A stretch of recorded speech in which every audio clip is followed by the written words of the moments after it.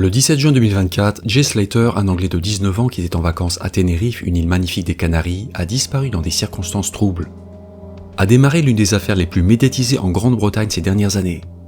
Une affaire qui a tenu en haleine les Britanniques pendant des semaines. Et Jay Slater n'est pas la seule personne à s'être volatilisée dans des conditions obscures à Tenerife. Un autre jeune homme a disparu 20 ans plus tôt. Un couple de Belges a lui aussi connu un destin tragique sur l'île très récemment. Et ce sont de toutes ces affaires mystérieuses dont on va parler aujourd'hui.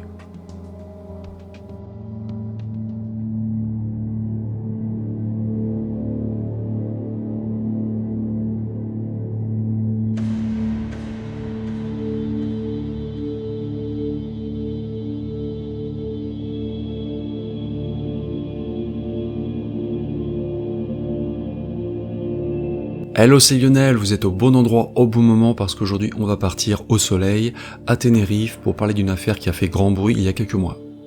On peut même dire que ça a été l'affaire de l'été en Grande-Bretagne, une affaire de disparition assez complexe avec des questions sans réponse qu'on va essayer d'éclairer aujourd'hui. Je vais tout vous expliquer dans quelques instants, mais avant toute chose, je tiens à remercier mon partenaire pour cette vidéo, CyberGhost VPN. CyberGhost VPN est l'un des moyens les plus sûrs de vous protéger contre les hackers et les sites malveillants, et à notre époque ultra connectée, il devient indispensable. Parce que quand vous êtes dans votre café préféré, dans une gare ou un aéroport, vous utilisez en général un Wi-Fi public. Il faut savoir que ce genre de Wi-Fi n'est franchement pas sécurisé, et un VPN vous permet justement de protéger vos infos perso, votre adresse IP est cachée, et vos données sont cryptées. Et c'est très pratique aussi chez vous, surtout si vous êtes en télétravail. CyberGhost VPN sécurise votre navigation et crypte toutes vos données sensibles. Grâce à lui, vous êtes protégé en permanence où que vous soyez, vous pouvez naviguer librement sur le net, l'esprit tranquille. En plus de l'aspect sécurité, CyberGhost VPN est aussi un expert du déblocage de contenu géorestreint. Il s'occupe de tout, des sites web, des vidéos YouTube et débloque plus de 40 services de streaming comme Netflix, Amazon Prime, Hulu et plein d'autres. Et en changeant votre localisation en ligne avec CyberGhost VPN vers la Belgique en seulement 3 clics, vous pouvez accéder aux courses moto et automobiles en français et gratuitement depuis les chaînes locales. Côté plateforme, il est disponible sur Apple, Android, Windows, etc. Et avec un seul abonnement, on peut protéger jusqu'à 7 appareils en même temps, ce qui permet d'en faire aussi profiter ses proches. Plus de 38 millions d'utilisateurs lui font confiance, notamment grâce à sa facilité d'utilisation, et les retours sont très positifs. Il a 5 étoiles sur 5 rien que sur le site Trustpilot, ce qui en fait l'un des meilleurs VPN du marché. Si vous êtes intéressé par CyberGhost VPN, c'est le moment idéal pour l'essayer parce que je peux vous faire profiter d'une réduction de 83% et 4 mois gratuits, ce qui vous revient seulement à 2,03 € par mois. Le lien de l'offre est dans la description de cette vidéo et le premier commentaire épinglé. Et ça n'est pas fini. CyberGhost VPN offre une garantie satisfait ou remboursée pendant 45 jours et aussi un service support client en français disponible 7 jours sur 7 et 24 heures sur 24. Alors n'attendez plus, profitez-en pour le tester. Remontons en juin 2024 et partons à Oswald Twistle, dans le comté du Lancashire, au nord-ouest de l'Angleterre. Situé près de Blackburn, Oswald Twistle est une petite ville tranquille et un peu triste dans la campagne anglaise. À l'époque, Jay Slater est un jeune Anglais de 19 ans. Mesurant 1m80 pour 70 kg, il est plutôt mince. En ce qui concerne sa situation familiale, ses parents Debbie et Warren sont séparés. Et Jay a un grand frère nommé Zach. L'adolescent fréquente le collège d'Accrington et Rosendale, où il étudie comme apprenti maçon. Et il est décrit comme un jeune garçon normal et travailleur du Lancashire, qui est aimé de tous ceux qu'il connaissent. Fan de football, Jay a joué en club dès son plus jeune âge. Il a pratiqué le foot durant une dizaine d'années avant d'arrêter à 17 ans. En 2024, Jay fait donc des études et lors de son temps libre, il aime passer du temps avec ses amis et assister à des festivals de musique. Au début de l'été 2024, Jay est particulièrement content parce qu'il part pour la première fois en vacances à l'étranger sans ses parents. Il part une semaine en compagnie de ses meilleurs amis, Lucy Lowe, une jeune fille de 18 ans, et Brad Hargreaves, qui a lui 19 ans. Et pour se détendre et s'amuser, le trio a choisi une destination appréciée des touristes et qui a beaucoup de succès, Tenerife. Plus grande île de l'archipel espagnol des Canaries, Tenerife est située dans l'océan Atlantique, plus particulièrement au large de la côte ouest de l'Afrique. Tenerife est considéré comme un paradis de plages de sable fin, d'eau cristalline et de villages idylliques. C'est l'île parfaite pour se relaxer toute l'année grâce à son climat agréable, mais aussi pour faire la fête. Chaque année, 5 millions de visiteurs et touristes internationaux débarquent à Tenerife pour passer des vacances inoubliables. Et c'est le cas de Jay Slater et ses amis. À la mi-juin 2024, Jay, Lucy et Brad s'envolent donc pour Tenerife. Sur place, ils séjournent ensemble dans un appartement à Los Cristianos, une station balnéaire sur la côte sud-ouest de l'île. À peine arrivés, Jay et ses amis découvrent cet endroit qui est si différent du nord-ouest de l'Angleterre, une région grise et pluvieuse, et loin de leurs parents, ils en profitent. Piscine, plage, bar, ils s'éclatent comme des milliers d'autres touristes. Et le soir, ils sortent à Playa de las Américas, la ville voisine de Los Cristianos, qui est beaucoup moins calme. En effet, Playa de las Américas est célèbre pour sa vie nocturne animée. Elle est même décrite comme un mini Ibiza. Et en plus, à cette période, l'ambiance à Tenerife est électrique parce qu'on est au début de l'Euro, le championnat d'Europe de football organisé en Allemagne.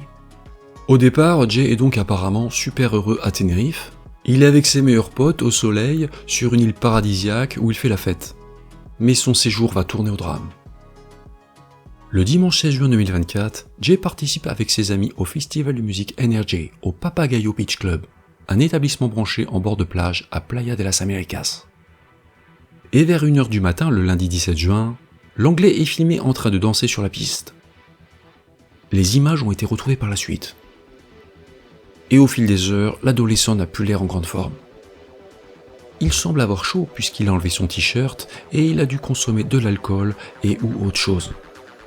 Il n'a pas l'air d'aller très bien, paraît désorienté, et à un moment donné, une serveuse de la boîte lui donne même un verre d'eau gratuit. À 5h du matin, la soirée prend fin. Lucy Lowe et Brad Hargreaves, les amis de Jay, rentrent se coucher dans leur appartement de Los Cristianos. Mais pour Jay, la soirée n'est pas terminée. Il a apparemment retrouvé des forces parce qu'il ne rentre pas avec ses amis dormir et il repart avec 2 autres festivaliers britanniques. 2 hommes plus âgés que lui. L'un d'eux est un londonien de 31 ans nommé Ayoub Kassim et l'autre un ami surnommé Rocky. Jay aurait fait connaissance avec eux les jours précédents. À vrai dire, on ne sait pas vraiment pourquoi Jay laisse ses amis pour partir avec ces 2 hommes, mais il aurait parlé de boire quelques bières avec eux. Jay monte donc dans la voiture modèle Seat Leon louée par Ayoub Kassim, dans laquelle se trouve également Rocky. Tous les 3 partent, et ils s'éloignent beaucoup de Playa de las Américas. Ils se rendent près de Masca, un charmant village de montagne à environ 38 km au nord, soit 40 minutes de route. Ils vont dans une région beaucoup plus sauvage de l'île, le parc national rural de Teno, l'un des plus beaux sites naturels de Tenerife. Ils vont là-bas pour se rendre dans un Airbnb loué par Ayoub Kassim, un appartement de 2 chambres nommé Casa Abuelatina, dont l'adresse est 53 Calle El Turón. C'est un logement Airbnb qui se loue un peu moins de 50 € la nuit. En ce qui concerne la suite des événements, c'est un peu flou, mais voilà ce qui se serait passé selon les éléments portés à notre connaissance. En arrivant à Casa Abuelatina, le logement Airbnb, Ayoub aurait offert à Jay une couverture, un chargeur de téléphone, une cigarette et une serviette au cas où il aurait envie de prendre une douche. Et toujours selon ses déclarations, Ayoub et son ami Rocky seraient allés ensuite dormir. Mais pas Jay. Car apparemment, à 7h30, l'Anglais publie une photo sur Snapchat le montrant enveloppé dans une couverture et tenant une cigarette à la porte d'une propriété. Vers 8h du matin, donc 30 minutes plus tard, le lundi 17 juin, Jay, qui n'a visiblement toujours pas sommeil, demande à une femme nommée Ophelia Media Hernandez, la sœur du propriétaire du Airbnb, quand arrive le prochain bus en direction du sud pour Los Cristianos. Tout semble indiquer que l'ado a donc envie de rentrer à l'appartement qu'il partage avec ses amis à Los Cristianos. Et parlant mal anglais, la femme lui fait signe que le bus arrive à 10h. Jay doit donc attendre 2 heures à l'arrêt de bus, qui est tout près du Airbnb, puisqu'il n'est qu'à seulement quelques mètres à l'extérieur. Mais Jay semble-t-il très pressé parce qu'il part tout de suite à pied. 15 minutes maximum après lui avoir parlé, Madame Hernandez quitte Masca en voiture pour se rendre à Buena Vista del Norte, une localité 15 km plus au nord. Et à environ 1 km du Airbnb, elle est surprise de voir Jay Slater en train de marcher rapidement sur la route. Le petit problème, c'est que l'Anglais est parti dans la mauvaise direction, vers le nord au lieu du sud. Et Madame Hernandez sera la dernière personne à voir Jay Slater vivant. Quelques minutes plus tard, Jay appelle Brad Hargreaves, son pote qui est à Los Cristianos. Et ce dernier l'encourage à activer sa localisation et surtout à commander un taxi pour rentrer au lieu de faire une marche de 11 heures. Car Los Cristianos est à une quarantaine de kilomètres de là. Au cours de la conversation téléphonique, Brad entend ensuite un bruit comme quand on marche sur du gravier. Ce qui suggère que Jay a quitté la route. Brad discute un peu avec son ami quand ce dernier met brutalement fin à la conversation en lui disant « Je te rappelle. » À 8h50, Jay Slater téléphone une dernière fois à son amie Lucy. Et son appel est inquiétant.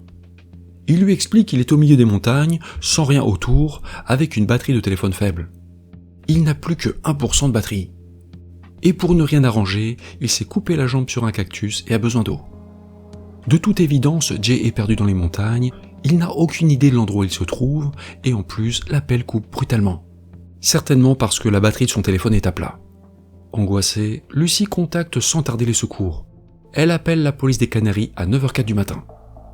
Jay Slater est alors porté disparu et les autorités espagnoles vont commencer à le chercher. Des vérifications en matière de téléphonie sont bien entendu faites pour tenter de localiser le Britannique. Et son dernier emplacement connu est le parc national rural de Teno, sans plus de précision. On ne sait pas où il se trouve exactement. Et les recherches s'annoncent difficiles parce que cette zone est assez vaste et difficile d'accès. Couvrant environ 8000 hectares, le parc rural de Teno est un massif montagneux isolé apprécié des randonneurs car il offre de spectaculaires paysages ruraux et marins. Mais le secteur, entouré par l'océan, abrite des falaises impressionnantes et est recouvert d'une végétation exubérante. Donc autant vous dire que si Jay Slater s'est égaré dans cette zone assez périlleuse, ça va pas être facile de le retrouver. Les autorités locales démarrent assez vite des recherches intensives pour tenter de retrouver l'adolescent. Des policiers et des équipes de secours en montagne parcourent le parc rural de Teno. Des chiens pisteurs et un hélicoptère sont également déployés sur place. Mais ils ne parviennent pas à localiser Jay. Informée de la disparition, la famille Slater s'envole pour Tenerife afin de participer aux recherches. Une page dédiée à la disparition de l'Anglais à Tenerife est créée assez rapidement sur Facebook pour partager des informations et aussi aider la famille. Le mardi 18 juin, plus de 24 heures après la disparition de l'Anglais, il n'a toujours pas été localisé et un événement inattendu survient. Ayoub Kassim et son ami, les deux hommes avec qui Jay avait terminé la soirée, sont autorisés à rentrer au Royaume-Uni. Ils sont autorisés à rentrer chez eux, à quitter Tenerife, parce que, après les avoir interrogés, les policiers espagnols déclarent qu'ils n'ont aucun rapport avec l'affaire. Selon les déclarations de Ayoub Kassim, Jay aurait quitté le Airbnb car il voulait s'acheter à manger. Il n'a donc rien à voir avec cette disparition. Mais cette décision sera mal comprise par la famille Slater, qui la juge un peu rapide. Le jeudi 20 juin, une page GoFundMe est créée par Lucy, l'amie de Jay. Elle s'intitule « Ramener Jay Slater à la maison » et vise à collecter des fonds pour payer les frais de subsistance de la famille de Jay pendant leur séjour en Espagne. Jusqu'à présent, on pourrait dire qu'on est dans le cadre d'une disparition de touristes assez classique à l'étranger, mais tout ça va commencer à partir en vrille. Car à partir du vendredi 21 juin, les spéculations et théories du complot se mettent à exploser sur les réseaux sociaux. En effet, certains observateurs trouvent cette disparition étrange. Car il est vrai qu'on ne comprend pas trop ce que l'Anglais est allé faire aussi loin dans la montagne après une nuit passée en nightclub. Et ça n'est pas tout. On va en apprendre plus sur Jay et les deux personnes qui étaient en sa compagnie. Et on va découvrir que Ayoub Kassim, l'un des hommes qui l'a amené au Airbnb, était un trafiquant de drogue condamné. Surnommé Johnny Vegas, il a même fait de la prison 8 ans plus tôt. Et il y a pire, car le passé problématique de Jay Slater va refaire surface. Le public va découvrir qu'en août 2021, l'adolescent alors âgé de 16 ans faisait partie d'un gang de 8 personnes qui a gravement blessé à la tête un autre jeune nommé Tom Hilton. Les faits assez graves s'étaient passés à Richton, dans le Lancashire. À l'époque, Jay Slater avait été condamné à 8 mois de travaux d'intérêt général pour troubles violents, avec 25 jours de réadaptation et 150 heures de travail non rémunéré. Et disons-le, cette information, pour le moins inattendue, a un effet désastreux pour son image. Et à partir de là, Internet et en particulier les réseaux Facebook et TikTok vont être inondés de théories, de vidéos et d'informations le plus souvent infondées ou fausses. Plus de 30 millions de vidéos vont être consacrées à Jay Slater rien que sur TikTok. On va lire plein de choses sur Jay Slater et il va être très difficile de démêler le vrai du faux dans tout ça. Il faut tout de même reconnaître que certaines interrogations sont légitimes dans la mesure où les circonstances de cette disparition paraissent étranges. Parce qu'on ne comprend pas pourquoi Jay est allé dans ce coin paumé en pleine montagne après sa nuit en nightclub. Ceci étant dit, cela ne justifie pas la façon dont va être traitée la famille Slater. Parce que Jay et ses proches vont être la cible de commentaires horribles de la part de trolls. Ce qui ne va faire qu'ajouter un peu de douleur à leur douleur. Il serait trop long de lister toutes les théories, spéculations et horreurs qu'on va lire sur Jay Slater, mais par exemple, lui et son copain Brett vont être accusés d'être des passeurs de drogue. Selon certains internautes, tous les deux seraient allés à Tenerife pour travailler avec un cartel. D'autres pensent que Jay a peut-être été kidnappé, comme sa propre mère Debbie, parce qu'elle a reçu plusieurs messages allant dans ce sens. Des messages ou douteux envoyés par des plaisantins ou par des personnes mal intentionnées. On peut aussi lire que Jay Slater est en train de se cacher quelque part sur l'île, ou alors qu'il a même mis en scène sa propre disparition pour se tirer de l'argent. En clair, Jay Slater serait un escroc. Ça part donc dans tous les sens. Pour ne rien arranger, le contenu de l'enquête est opaque parce qu'en Espagne, les enquêtes sont couvertes par le secret judiciaire. De plus, les policiers britanniques ont proposé leur aide à leurs homologues espagnols qui l'ont refusé, ne l'estimant pas nécessaire. Il n'en faut pas plus à certains pour penser qu'on veut cacher des choses. Et parmi les diverses théories et rumeurs qui circulent en ligne, on peut lire que quelques heures avant de disparaître, Jay Slater aurait posté un message Snapchat dans lequel il affirmait avoir volé une Rolex d'une valeur de 14 000 €.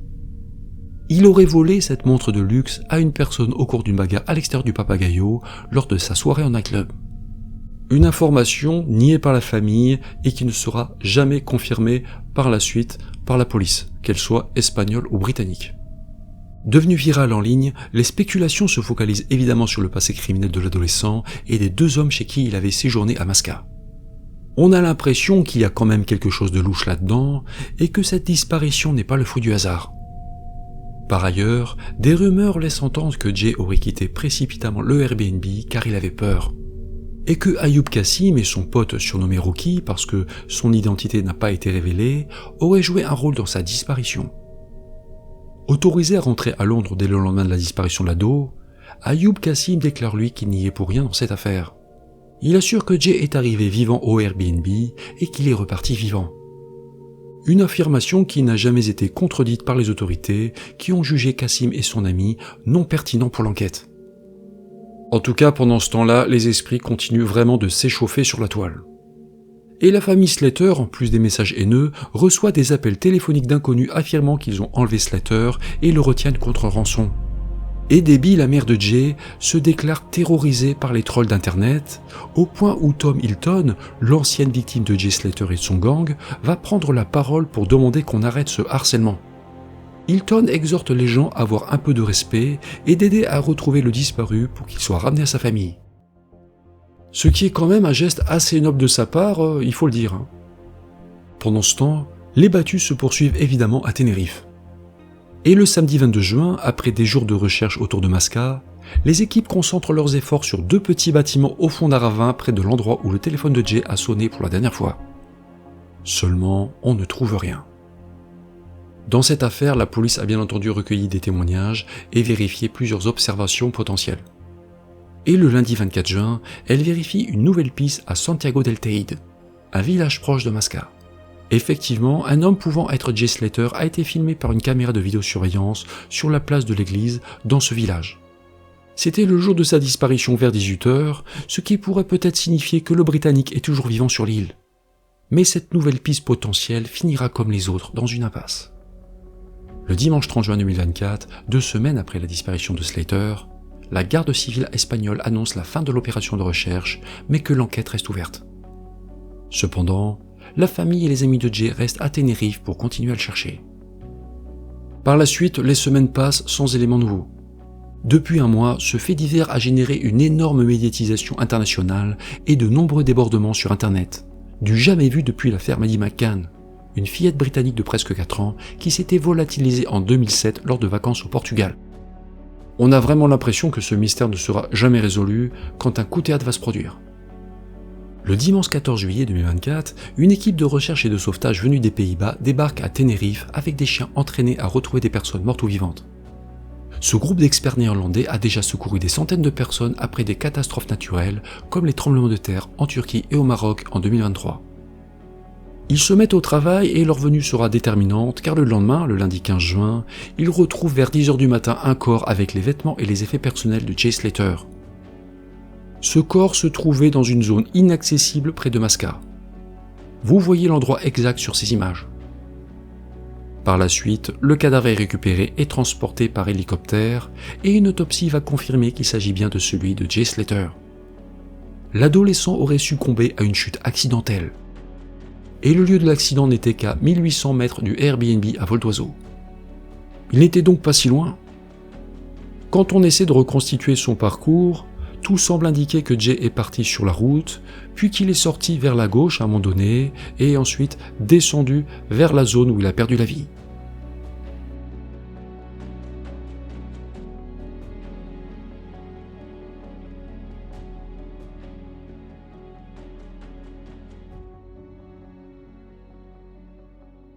La nouvelle du décès de l'Anglais fait l'effet d'une bombe et finit d'anéantir la famille Slater qui, le pire, va continuer de subir des attaques de trolls. Ils ne vont jamais s'arrêter, certains accusant par exemple Debbie, la mère de Jay, d'avoir utilisé l'argent du GoFundMe, la collecte de fonds, pour des achats duty-free effectués en vacances, et pas pour des frais de recherche. Le 10 août 2024 ont lieu les obsèques de Jay Slater à la chapelle du cimetière d'Accrington, dans le Lancashire, en Grande-Bretagne. Sont présents ses parents, Debbie et Warren, son frère Zach et aussi de nombreux autres proches. Près de 500 personnes se recueillent autour du défunt. Les funérailles sont filmées en direct par les médias et des escrocs en ligne vont encore sévir. Des comptes de réseaux sociaux auraient en effet proposé de faux streams, donc de faux accès en direct à la cérémonie, en échange de likes, de followers et même d'argent. En conclusion, cette affaire s'est terminée de manière dramatique et il existe encore beaucoup de zones d'ombre, de questions sans réponse, des questions qui ne seront certainement jamais résolues. Ce qui est arrivé à Jay Slater est évidemment malheureux, c'est toujours triste, déchirant de voir un jeune de 19 ans partir précipitamment. Mais il faut quand même dire les choses, Jay a pris énormément de risques.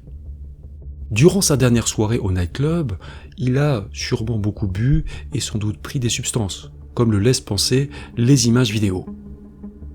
Il faisait la fête, d'accord, mais bon, il a fait quand même apparemment beaucoup d'excès, et par la suite il a commis encore d'autres imprudences. Après la soirée, il est monté dans la voiture de deux hommes qu'il connaissait peu, sans vraiment savoir où ils allaient, au lieu de rentrer dormir avec ses amis. Quel était le motif exact de la venue de Jay dans l'Airbnb de Masca ? On l'ignore toujours. Et il faut reconnaître que l'hypothèse criminelle pouvait paraître tentante de prime abord au début, vu les antécédents judiciaires de Ayoub Kassim et de Jay Slater lui-même. Car que faisait un jeune de 19 ans avec au moins un repris de justice, beaucoup plus âgé que lui, au petit matin, dans une maison à l'autre bout de l'île ? On a pu lire que c'était seulement pour boire quelques bières, mais bon, on peut peut-être douter de cette version des faits. On va pas se mentir, c'était peut-être pas ce qui était prévu au départ, voilà pourquoi l'hypothèse criminelle pouvait paraître assez crédible au début. Mais contre toute attente, la vérité dans cette affaire est peut-être beaucoup plus simple et tristement banale, j'ai envie de dire. Car tout indique que Jay Slater a quitté l'Airbnb vivant et volontairement. On ne sait pas si c'est vrai évidemment, mais Ayoub Kassim a déclaré que il avait proposé à Jay Slater de le raccompagner en voiture à Los Cristianos un peu plus tard. Mais que Jay semblait pressé de repartir pour s'acheter à manger. Ce qui est certain, c'est que l'ado est donc parti seul et à pied du Airbnb. Mais il était en très mauvaise forme. Même s'il avait 19 ans, il avait passé une sale nuit, il devait être très fatigué. Il n'avait aucun moyen d'orientation parce que la batterie de son téléphone était quasiment à plat et il n'avait pas d'eau. Et pour couronner le tout, à un moment donné, il est sorti de la route bitumée, il est parti sur un terrain escarpé, un peu au hasard, sans savoir où. Tous les ingrédients d'un drame étaient donc réunis parce que, dans la nature, la moindre erreur peut se payer cash. Au moindre faux pas, un accident peut se produire, c'est pourquoi la thèse accidentelle retenue par les autorités est tout à fait plausible. Jay Slater a pris une série de mauvaises décisions et il en a payé malheureusement le prix. En ce qui concerne les nombreux débordements et abus sur les réseaux sociaux, les trolls dont était victime la famille Slater, on ne peut que les déplorer, évidemment. Je ne vais pas m'attarder là-dessus, mais bon, il est certain que le passé de Jay Slater a joué en sa défaveur. On peut dire qu'on est quand même tombé dans les extrêmes dans cette affaire, et c'est vrai qu'en Grande-Bretagne, ils vont parfois assez loin, que ce soit dans les médias ou sur les réseaux sociaux. Mais je trouve qu'il y a quand même une belle chose au moins dans toute cette noirceur, c'est le geste de Tom Hilton. Tom Hilton, l'ancienne victime de Slater, qui l'a défendu publiquement. Il l'a défendu, lui et sa famille, et on peut dire que c'est quand même assez classe de sa part.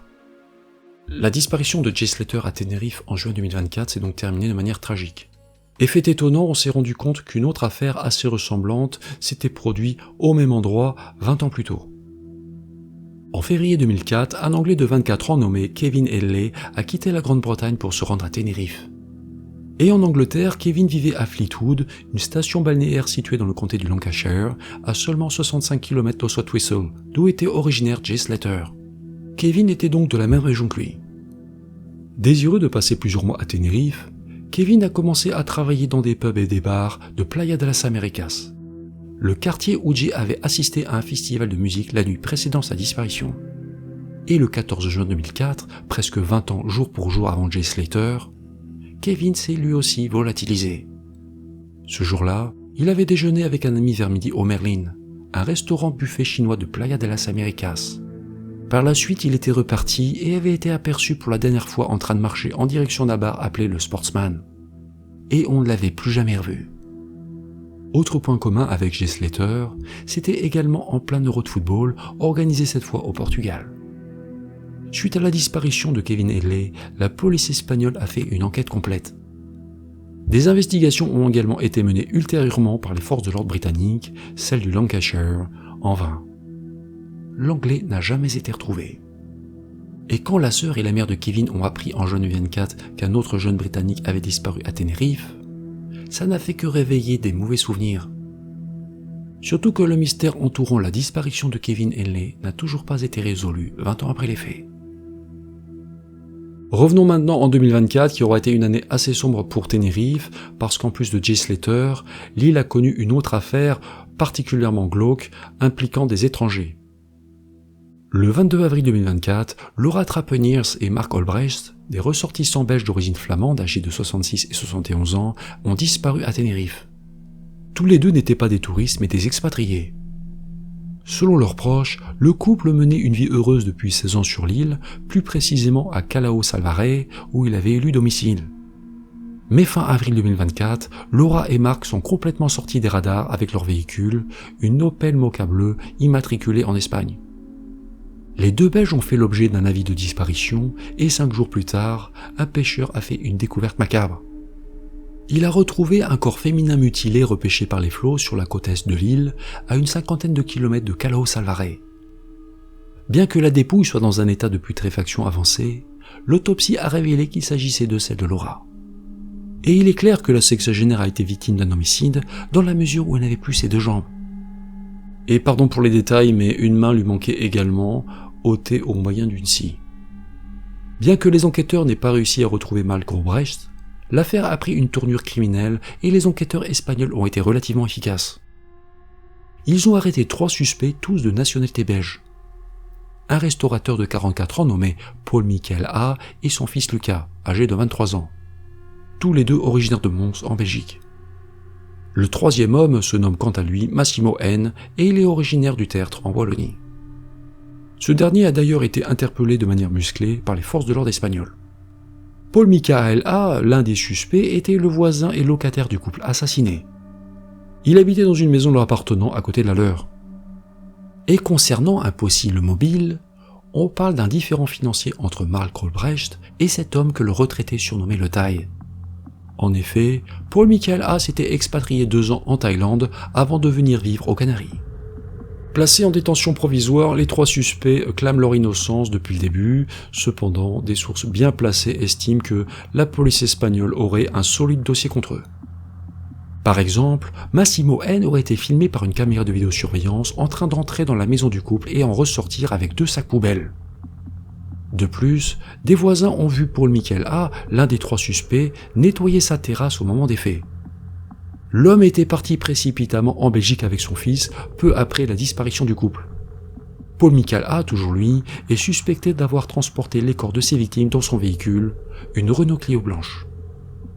Dans ce dossier, il est important de dire que les 3 suspects restent présumés innocents, cependant on a quand même l'impression que les enquêteurs sont peut-être proches de la vérité.